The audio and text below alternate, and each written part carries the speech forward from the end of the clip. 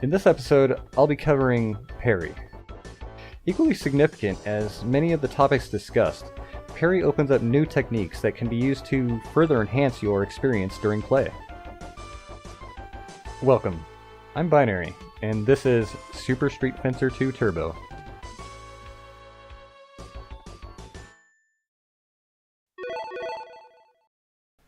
Used the world over, Parry encompasses some of the finer aspects of battle, with uses ranging from boxing and kendo to fencing and fighting games.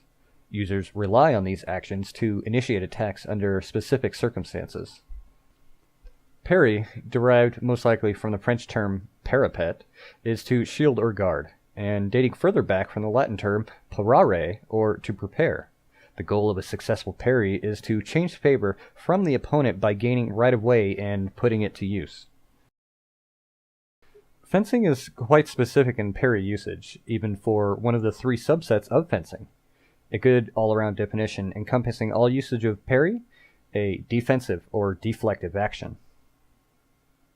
Here, and with that understanding, a simple block of the opposing attack falls under parry. While the opponent here will still score chip damage, the attack that caused the damage was mitigated in some way to warrant the parry status. Before moving forward, let's add the mal prefix onto parry. Mal parry is simply a parry that has failed for any reason. Anytime damage could have been mitigated but wasn't, think mal parry.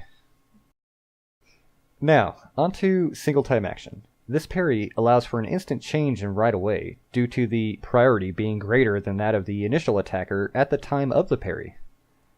The benefits of single time allow damage to be dealt without the use of blocking the initial attack, in that the initial attack was parried and countered in one action. Here, the term instance can be used as well, though instead of strength, it's the priority or right of way that allows the attack. Here are a few examples of single-time parries within Super Turbo.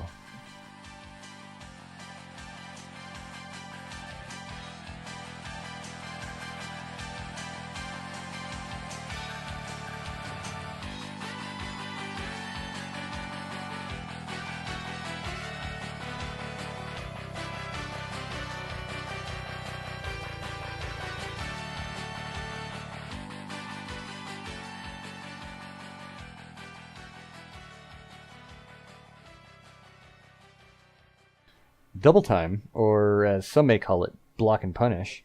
This action requires an attack to be made against the player, and for the receiving player to initiate a parry riposte as two separate actions. Here, think block, jab, DP. When a single-time parry action cannot be had, double time allows for a block of the opening attack straight into a riposte action. Again, a few examples, this time double time parries.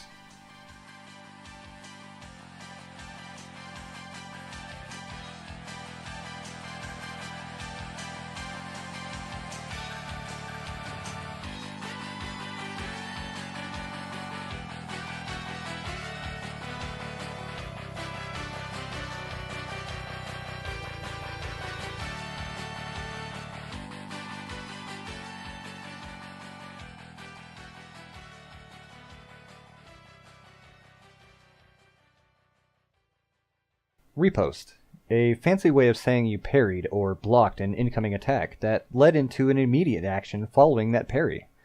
Note the word action here. Action doesn't necessarily mean attack, and as such, retreats, passes, or second intentions may follow the parry as long as they are actions immediately after the parry. A reprisal is a repeat of the action that was just issued, where in that if 10 fireballs were thrown back to back, 9 of those would be reprisals, followed by, in this case, broken time after the last fireball.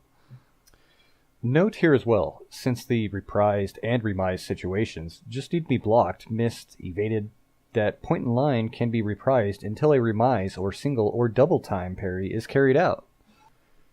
To remise is giving up on the first action, and replacing it with just about anything else. Here, think fireball to DP.